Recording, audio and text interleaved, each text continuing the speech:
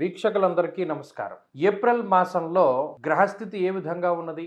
ఆ గ్రహస్థితి మీ రాశి వారికి ఏ విధమైనటువంటి ఫలితాలను ఇవ్వబోతూ ఉన్నది అనేటువంటి విషయాన్ని ఈ వీడియో ద్వారా క్లుప్తంగా తెలుసుకునేటువంటి ప్రయత్నం చేద్దాం.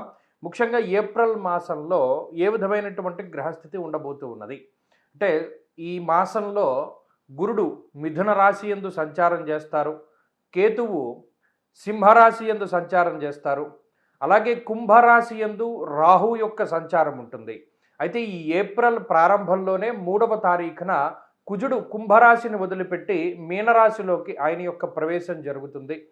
అలాగే ఈ మాసంలోనే బుధుడు 11వ తారీఖు నాడు ఆయన కుంభరాశిని వదిలిపెట్టి మీనరాశిలోకి ప్రవేశం చేస్తారు. అంటే కుజుడితో పాటుగా బుధుడు, అక్కడే శనేశ్వరుడు, రవి యొక్క సంచారం కూడా జరుగుతూ ఉన్నది. అంటే దాదాపుగా ఏప్రిల్ 15వ తారీఖు వరకు మరలా ఒక పంచగ్రహ కూటమి ఏర్పడుతుంది.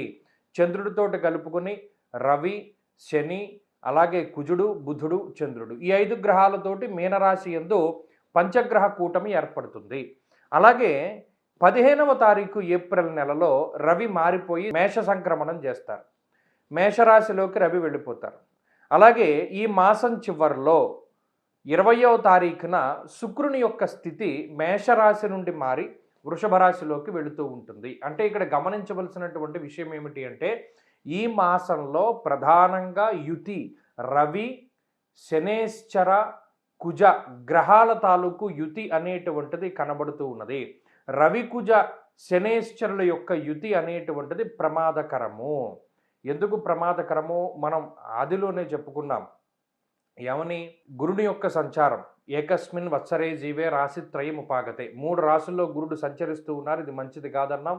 యుద్ధ వాతావరణము, యుద్ధ భీతి మొదలైనటువంటివి, పెట్రోల్కి సంబంధించిన ఇబ్బందులు, గ్యాస్కి సంబంధించినటువంటి ఇబ్బందులు ఇవన్నీ ఎదుర్కొంటూ ఉన్నారు. ఇప్పుడు ఈ శనేశ్వరుడు, కుజుడు, అలాగే రవిగ్రహాల యొక్క కలయిక వల్ల ఉష్ణ సంబంధమైనటువంటి సమస్యలు, కని విని ఎరుగని రీతిలో హీట్ వేవ్ అనేటువంటిది రావడానికి ఈ మాసంలో విపరీతంగా అవకాశం ఉంటుంది. రవికుజ శనేశ్వరుల యొక్క కలయిక విస్ఫోటనంగా చెప్తారు. అంటే అగ్నిపర్వతాలు బద్దలవ్వడానికి, రోళ్ళు రోకళ్ళు పగిలిపోయేటంత ఎండవేడిమి ఉండడానికి, అంత గరిష్టమైనటువంటి ఉష్ణోగ్రతలు రావడానికి ఎక్కువ అవకాశం ఉంటుంది. కాబట్టి విద్యుత్తుకి సంబంధించినటువంటి ప్రమాదాలకి, లేదా ఈ అగ్ని సంబంధమైనటువంటి ప్రమాదాలకి, కార్చిచ్చులకి, మరీ ముఖ్యంగా మనం పంచాంగ శ్రవణంలో కూడా చెప్పుకున్నాం, అడవిలో ఉండేటువంటి జంతువులకి ఇబ్బంది అని, అటువంటి వాటికి ఎక్కువ అవకాశం ఉంటుంది. కాబట్టి ఈ ఏప్రిల్ మాసంలో కొంచెం మనం ఈ విషయాల మీద దృష్టిని పెట్టుకుని అప్పుడు మన రాశి ఫలితాలని చూసుకోవాలి. ధనురాశి వారికి ఏప్రిల్ మాసము మిశ్రమమైనటువంటి మాసంగా చెప్పవచ్చును. ఆల్రెడీ కొత్త సంవత్సరం వచ్చి 3 నెలలు గడిచిపోయినా మా రాత మారుతుంది అని చూస్తూ ఉన్నాం. మళ్ళా మీరు మిశ్రమంగా ఉంది అని చెప్తారేంటండి అని చాలామంది అనుకోవచ్చును. కాకపోతే ఇక్కడ గ్రహస్థితి ఏ విధంగా ఉందో మనం దాని గురించి చెప్పవలసిందే. మా యొక్క ఉద్యోగం అదే. ఇప్పుడు మీరు గమనించండి, తృతీయ స్థానంలో ఉండేటువంటి గ్రహాలన్నీ చతుర్థంలోకి వెళుతూ ఉన్నాయి. చతుర్థ బుధుడు, చతుర్థ రవి, చతుర్థ కుజుడు, చతుర్థ శనేశ్వరుడు, చతుర్థ చంద్రుడు. అంటే ఈ పంచగ్రహ కూటమి చతుర్థ స్థానమందు ఏర్పడుతూ ఉన్నది. అర్ధాష్టమ స్థానము అంటారు. అంటే అష్టమానికి సగము, అర్ధ అష్టమము. ఇది కూడా ఇబ్బందే. అందుకనే ధనురాశి వారు అర్ధాష్టమ శని వల్ల ఇబ్బందులు పడుతూ ఉన్నారు. ఇప్పుడు దానితోటి ఎడిషనల్గా అర్ధాష్టమ కుజుడు, అర్ధాష్టమ రవి, దీని తాలూకు ప్రతికూలతలే ఉన్నాయి. అయితే మరి భగవంతుడు మీరు గమనించండి, ఒక చిక్కుముడి పెట్టడు, దానికి సంబంధించిన సొల్యూషన్ ఇస్తాడు. తాళం కప్ప ఒకటి పెట్టడు కదా, తాళం చెవి కూడా ఇస్తాడు. అలాగే ధనురాశి వారిని ఒక 5 గ్రహాలు మూకుమ్మడిగా ఇబ్బంది పెడుతూ ఉన్నప్పుడు దాని నుండి కాపాడేటువంటి గ్రహ సంపత్తి కూడా ఇస్తారు. ఒకటి అందులో బుధుడు చతుర్థ స్థానంలోనే ఉంటూ ఆ స్థానాన్ని కాపాడుకునేటువంటి గ్రహం. అలాగే పంచమంలో ఉండేటువంటి శుక్రుడు, సప్తమ స్థానమందు ఉండేటువంటి గురుడు, అలాగే చంద్రబలం. ప్రతిదీ ఈ 4 గ్రహాలు కూడా మిమ్మల్ని కాపాడేటువంటి ప్రయత్నం చేస్తారు.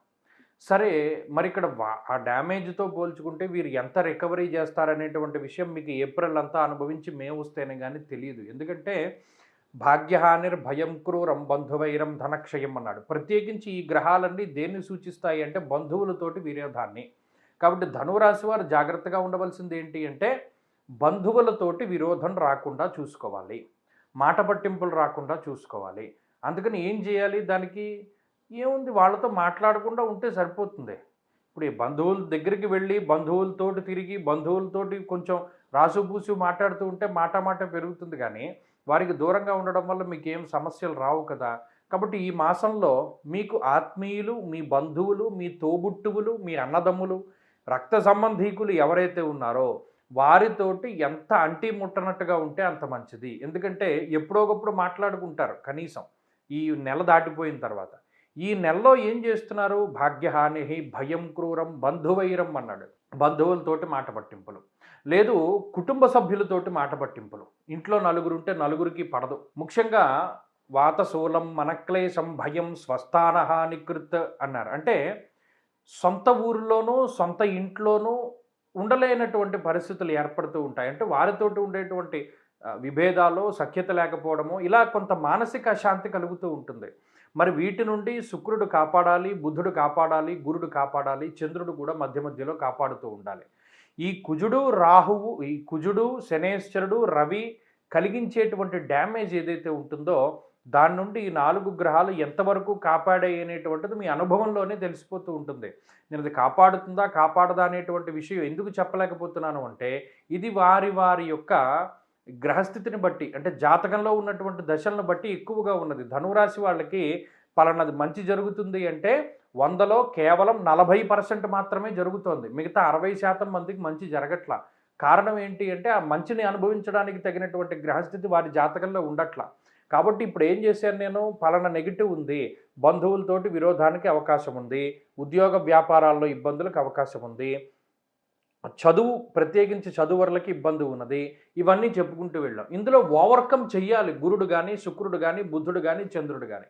కాబట్టి వారు ఎంతవరకు ఓవర్కమ్ చేశారు, ఇబ్బంది వచ్చిన వెంటనే ఓవర్కమ్ అయిందా, లేదా ఇబ్బంది రాకుండా వారు చూసారా అనేటువంటి విషయం మీరు అనుభవంలోకి తెలుస్తూ ఉంటుంది. దైవ బలాన్ని నమ్ముకోవడం ద్వారా, ప్రత్యేకించి సుబ్రహ్మణ్య ఆరాధన ఎక్కువగా చేస్తూ ఉండడం ద్వారా ఈ మాసంలో ఉండేటువంటి గ్రహదోషాల నుండి బయటపడగలుగుతారు. అలాగే ఈ మాసంలో ఏదైనా ముఖ్యమైన పనులు చేయవలసి వచ్చినప్పుడు గురు శుక్రవారాలను ఎక్కువగా మీరు ప్రిఫర్ చేస్తూ ఉండండి. మంచి ఫలితాలు సంప్రాప్తం.